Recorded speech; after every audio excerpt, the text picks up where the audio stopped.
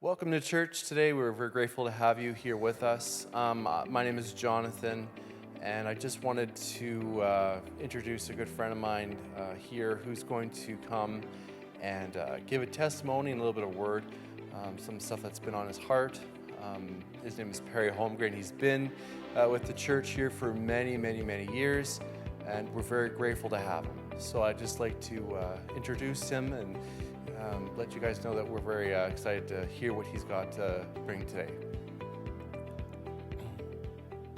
Well, my name is Perry Holmgren. I'm a member of the Estevan Church of God, and I'd like to share a little bit about what's on my heart this day, and I would like to let go where my heart is in this city and what my heart is for this church and so I'll share a little bit of my a little bit about how I grew up in, what type of family, and my walk with God from the point of earthhood till today. So I'd like to begin by saying that I was raised in a Christian home. I was not always part of the Estevan Church of God. We attended a different church in the city.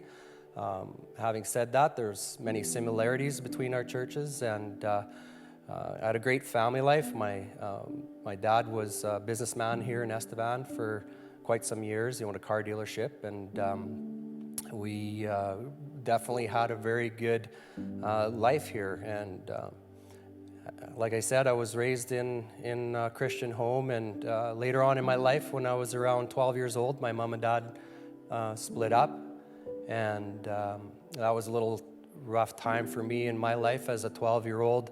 I didn't see it as something that was maybe a mistake of my parents or a wrongdoing of someone, but I felt it was something that really rocked my world on who God was and how He could do something like that to me, because things were so great as a kid, and so that kind of spiraled me into a dark area in my life at a young age, of where I turned away from that type of life as the family unit, and so was I.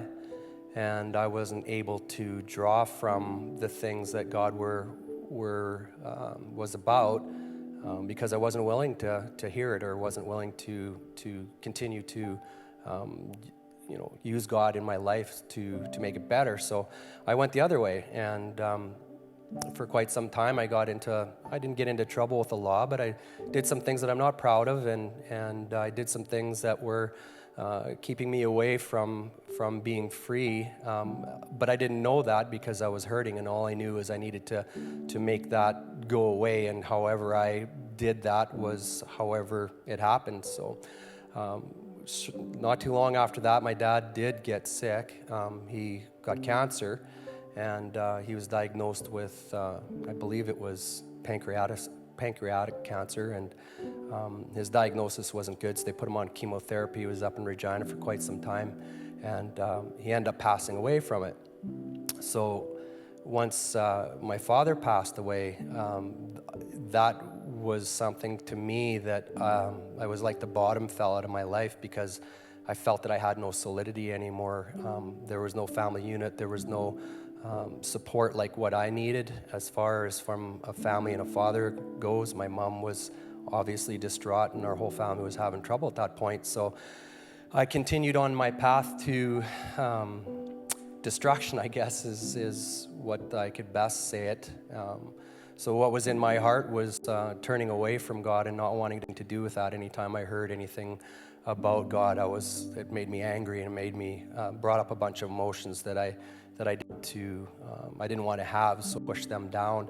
And as I went through my adolescence, I just took just about every wrong turn that you could imagine because of that. So, and it was just not my own understanding of who God was. And so I went on that path for quite some time. Ended up starting in the oil field. I worked in the oil field for quite some time, and I moved my way up the ladder there. And at some point we were working on a facility out in the field, and we had been working some pretty long hours, some pretty long days. And in the oil field, actually, as You can imagine the oil field is long days and long hours anyway. They were actually very long hours and very long days, even considered in the oil field. So we were kind of tired, and we were getting towards the end of the job, and there was things that need to be done, and we were doing a tie-in. And a tie-in in the oil field is when you build something new and then you tie it in to the existing part of the facility. So there is, when you're tying the existing part, there is, there's oil, there's gas, there's all that stuff, dangerous H2S, hydrogen sulfide gas that can actually kill you in one breath if it's in a high enough concentrate. So we were under a lot of stress. It was late at night one night. We were doing a tie-in. We were the only ones in the plant. Everyone had gone home, so it was just the construction crew.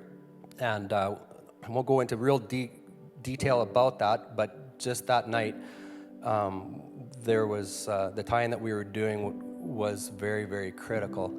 And because we were all tired, people were pushing the limits, and we were in a situation where we were near an emergency, which scared the daylights out of me, frankly.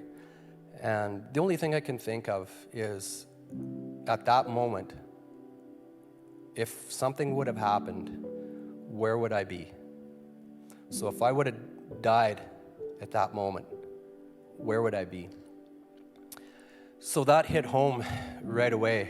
And once we got the situation under control a little bit, this was probably about 10:30 at night, I went out to my truck because I needed a little bit of a breather and just collect my thoughts and understand just what happened and how close I was to, I felt, having a catastrophe out in the field. So what I did is I knew my mom was in mine at that time. And I don't know if any of you know my mom, but she's a pretty good Christian all her life, and quite a prayer warrior, and has always been there for me even when I didn't know where to turn and where to go. She always was praying for me and cared about me. So I wanted to turn to her, but I wasn't able to get a hold of her because she was out of the country, and I didn't have her phone number, where she was, blah blah blah. So I did phone a good friend of hers, and I just asked her to pray for me. So at that point, I felt a peace that came over me, saying, you know what, I escaped this at this time. So what am I really going to do? What am I going to change in my life to ensure that if I'm ever in this situation again, or another situation, or I just do pass away, where am I going to go? What am I going to do? Like, how is this all going to play out? So I just decided that moment that, I needed to maybe take a look at God again and just see what I could do as a person, just reaching out to Him. So I prayed a quick prayer, and I went home that night, and I thought about it a little bit, and I thought, you know what, I don't even know how I'm going to come back to God. Like, I've been out of the church for so long, and I've been going my own way for so long. I've got so much baggage. I've got so many things in my life that I don't like, and I'm pretty sure that other people are not going to like as well when I come back to church if I do that. So, all these things were going through my mind, and I thought, you know what, if I'm going to do this, I need to pursue Him. I need to find out a way to figure this out. So I decided, okay, I am going to go to church. I am going to try. I'm just got nothing to lose. So I did. I decided to go back to church. Well, shortly after that, a friend of mine, who was a girl that I had known before, played some ball together, hung out together a little bit with some friends, and knew her fairly well. She ended up putting a note on my truck in the church parking lot, and so that was like a start of a relationship. And through this, I think God was bringing me through a lot of these things. As I pursued Him, that He was putting people in place to help me along. And so shortly after that, we started dating, started getting involved in church. And once I started getting involved in church, I felt a sense of, being home again. I felt a sense of people being there for me who genuinely cared. I didn't have that with my regular friends. Like, don't get me wrong, my friends were great. but it was just a different level. And I knew that that was the start of God in my life, starting to help me understand who I was and where he wanted me to be. So we did get a little bit involved in church. I ended up getting married to her. Her name is Laurel. It's my wife. And we wanted to have kids, so we had kids, and so we kind of were going on in church, and things were going okay. And I worked in the oil field, so I had a lot of outs where when they wanted me to volunteer, I was like, yeah, I'd like to volunteer, but I'm too busy. So I still wasn't really delving into who really God really was for my life, but I was starting to understand what it meant to be part of a church. So having said that, in 2001, I ended up getting sick with a disease. I didn't know what it was, but it was taking me down in a hurry, and I was finally diagnosed with colitis. And through that time, I basically was bad enough that I actually thought at one point that I really was going to die. The hospital in Estevan here was treating me at first, and I was going downhill very fast. I wasn't eating. What they were giving me for medication wasn't working. I was getting sicker and sicker and sicker, and I just told the doctors, I said, this isn't working. I need something more. I'm going to die. I feel like I'm going to die. And so they got me to see a specialist, and the specialist, there were so many things that God was doing in my life at that point as I was surrendering to him. There was just so many facets that start to remember when I think about it now, that even my sister in Calgary was praying for me, and as she was praying for me, she called me one day and she said, there's a doctor that I can't quite remember exactly what it was, but she knew of a doctor in Regina that his name, a specialist, that she wanted, like, you got to get this doctor, you got to get him. And I was like, well, I don't know, that's not really how it works. But anyway, so I got sent up to Regina in an ambulance. I was very sick at the time. I got into the emergency room in Regina, and I was in there for a few hours, and the next thing you know, I was in a bed, and I was supposed to get a different specialist, but apparently he was on holidays at that time. So because he was on holidays, I ended up getting the specialist that my sister was praying that I would get. So that was, as I think about some of those things, it kind of brings up those memories, and it kind of gets me a little bit in the heart. But I really believe that there was people that were praying for me, and people that were on my side, and people that were trying to help me right through this, and through God too as well, right? And so I got this specialist. He was a great guy, man, I'm telling you. Like, he knew what he needed to do with me. He knew what my problem was, and we just needed some time. My body needed some time to just settle, and he wanted to get some things straight in my body before he gave me medication. And then he started giving me this medication. I started getting better. And so, as I was going through this stuff, they were taking tests on me, and I remember one test I had was called a Barium Test, and where you drink some solution, you go in to get an X-ray, into the X-ray machine, and that stuff flows through your intestines, and they kind of monitor it as it goes through, because they need to take a picture at a certain time, so it wasn't quite ready, so they put you back out in the hallway and let you sit for a little longer, and then they'll bring you back in later. So they put me out into this hallway, and I was wrestling with who I was at that point and where I was going and who God was. So I was like, God, what do you want me to do? Like, what am I supposed to do here? I'm sitting here, and I think I'm going to be okay, but I'm not sure. And he said, you know what? You're going to be okay. I said, right on. I said, I'm going to let you drive. So at that point, I said, what do you want me to do then? And so I remember there was this another person that was sitting in the hallway. They just put you out in the hallway in a wheelchair and then wheel you back in for the test. She was having the same test done for a different reason. And the Lord said, just impressed upon me, like, you just need to go pray for this lady.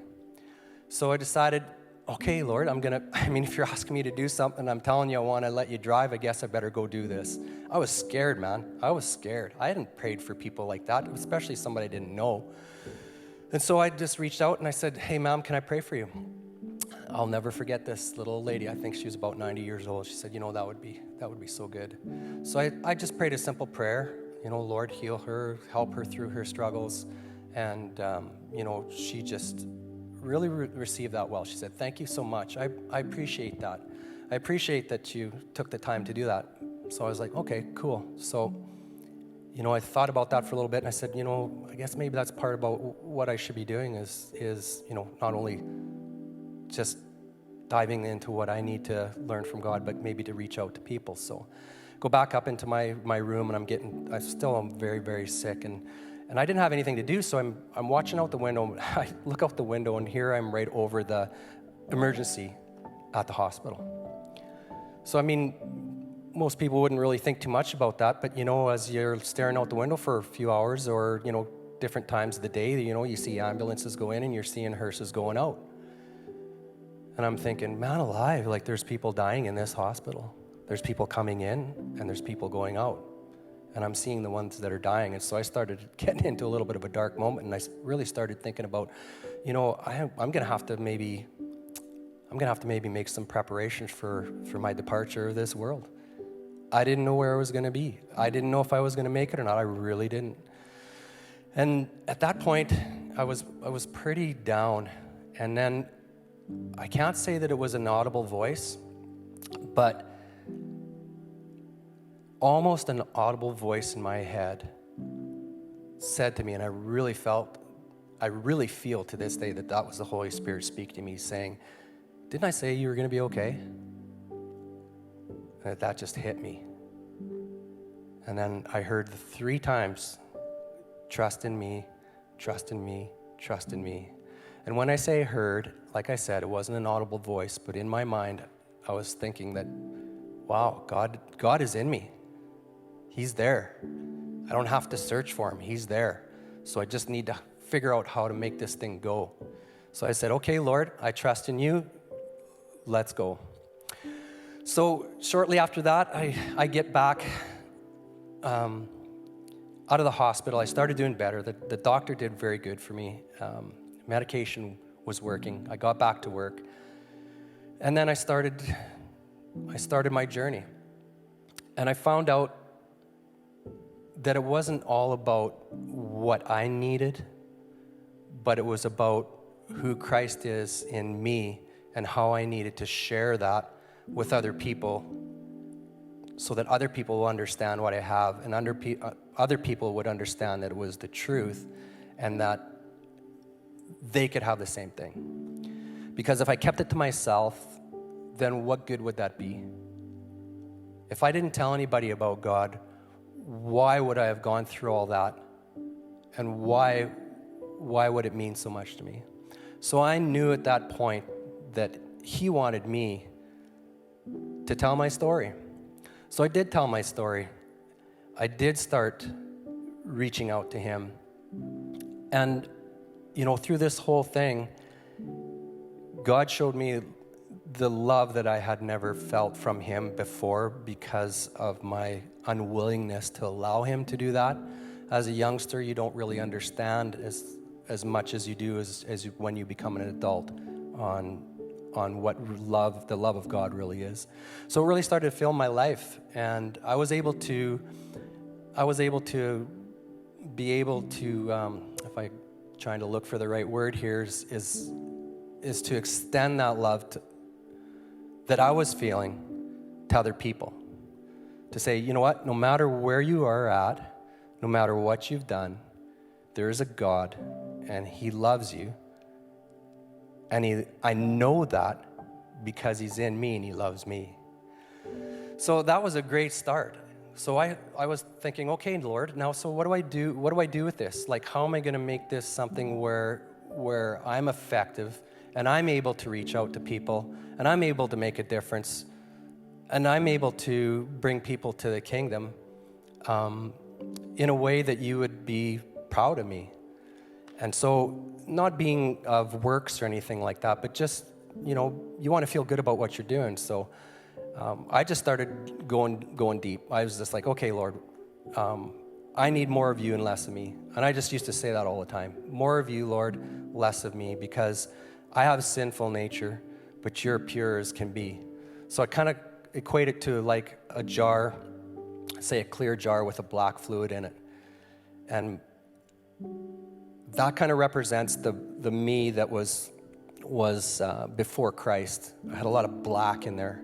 And as I began to search and seek him out more and more and ask for more of him and less of me, it was just like he was pouring clear, crystal clear spring water into that jar out of his jar.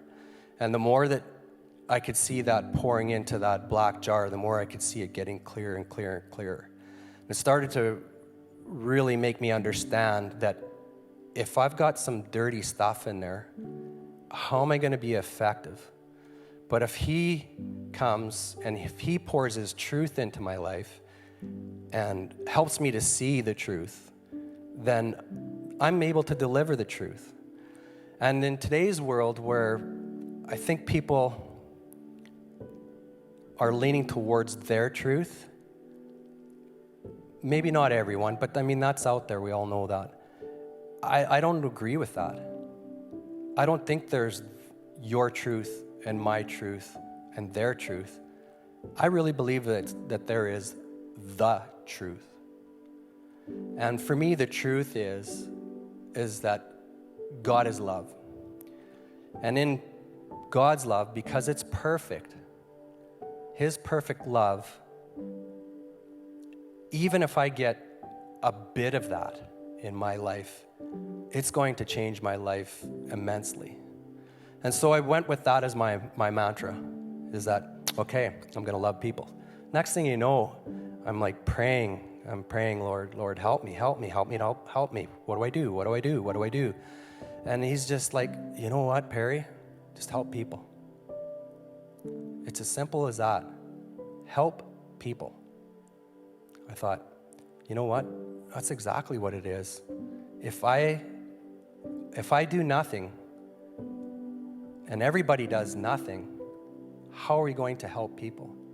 And so that's what's on my heart for people of Estevan, for people in this church, for Saskatchewan.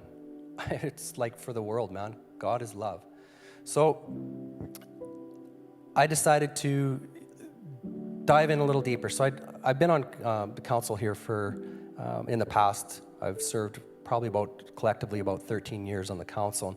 And in that has allowed me to spread the gospel in this church, to see people's lives changed, to pray with people when they needed prayer, to be able to, instead of not go over and to talk to somebody that may be hurting, to the point where I could go over boldly and say, you know what?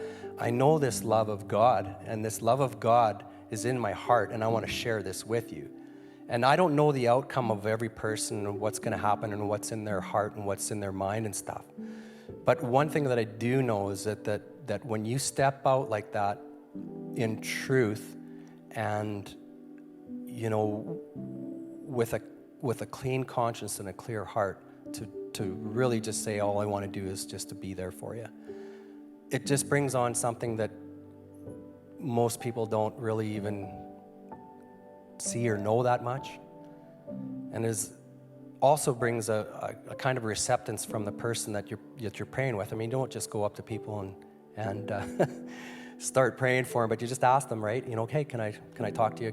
What's going on, and can I help you? And be surprised how many people are very open to that. And they start to, a little bit not rely, but know that you're there.